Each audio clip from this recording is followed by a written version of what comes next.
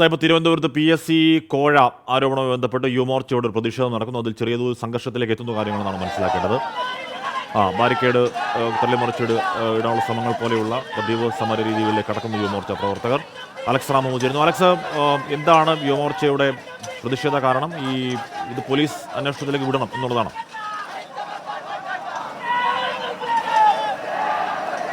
ഹാഷ്മി, ഈ PSC അംഗത്വ നിയമനവുമായി ബന്ധപ്പെട്ട അംഗത്വ നിയമനത്തിന് കോഴ വാങ്ങിയതുമായി ബന്ധപ്പെട്ട ആ വിഷയം അത് BJP വലിയ രീതിയിൽ ആ വിഷയം ഒരു പ്രക്ഷോഭ സമരമായി ഏറ്റെടുക്കുമെന്ന് നേരത്തെ തന്നെ കെ സുരേന്ദ്രൻ പറഞ്ഞിരുന്നതാണ്. യുവമോർച്ചയും BJPയും ആ വിഷയം സമരമായി തന്നെ ഏറ്റെടുക്കും. അവർ പറയുന്നത് അതിൽ പാർട്ടി അന്വേഷണമല്ല വേണ്ടത് എന്നാണ് BJPയുടെ യുവമോർച്ചയുടെ നിലപാട്. അത് പാർട്ടിയുടെ ആഭ്യന്തര പ്രശ്നമല്ല. PSC ഒരു ഭരണഘടനാ സ്ഥാപനമാണ്.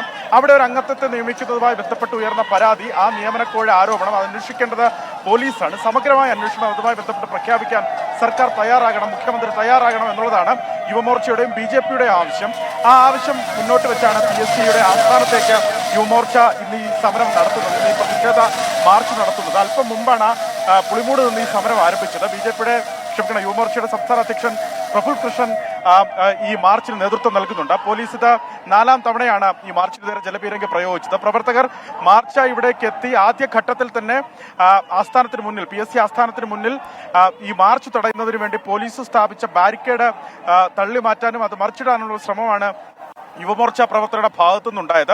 തുടർന്ന് പോലീസ് ജലപീരങ്കി പ്രയോഗിക്കുകയായിരുന്നു. 4 തവണ പോലീസ് ജലപീരങ്കി പ്രയോഗിച്ചിട്ടുണ്ട്. അതിന്റെ തൊട്ടടുത്തുള്ള വഴിയിൽ, അതായത് ബാരിക്കേഡിന് തൊട്ടടുത്തുകൂടി PSC ആസ്ഥാനത്തേക്ക് അതിനകത്തേക്ക് പോകുന്ന ആളുകൾക്കും അതുപോലെ ജീവനക്കാർക്ക് പ്രവേശിക്കുന്നതിനായി പോലീസ് ചെറിയൊരു വഴി ബാക്കി വെച്ചിരുന്നു. ആ വഴിയിലൂടെ അകത്തു കയറാൻ പ്രവർത്തകർ ശ്രമിക്കുകയാണ്. പോലീസ് അതിനെ തടഞ്ഞിട്ടുണ്ട്. അവിടെ പോലീസുമായി ഉന്തും തള്ളും വാക്കേറ്റവും നടക്കുന്നതാണ് ഈ ദൃശ്യങ്ങളിൽ കാണുന്നത്.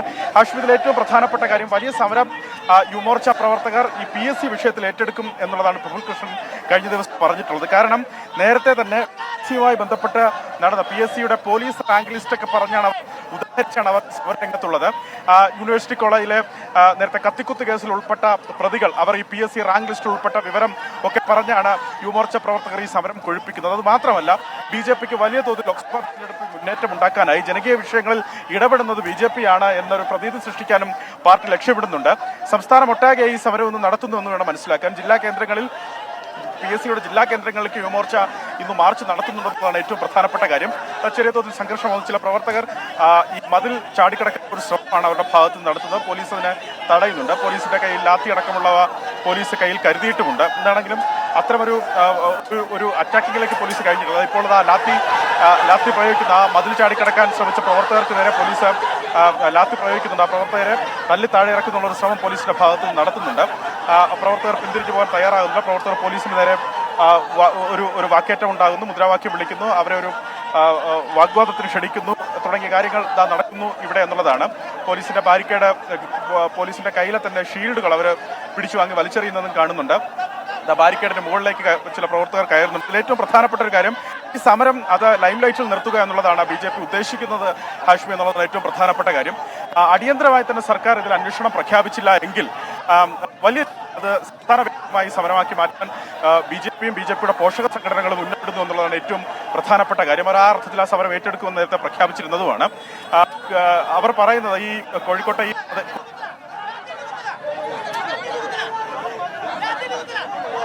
PSC കോഴാരോപണത്തിലാണ് PSC ആസ്ഥാനത്തേക്ക് യുവമോർച്ചയുടെ പ്രതിഷേധ മാർച്ച്. സംഘർഷത്തിലേക്കൊക്കെ പോയി കാര്യങ്ങൾ. പ്രഫുൽ കൃഷ്ണൻ അടക്കമുള്ളവർ ആ സമരത്തിന് മുൻനിരയിലുണ്ട്.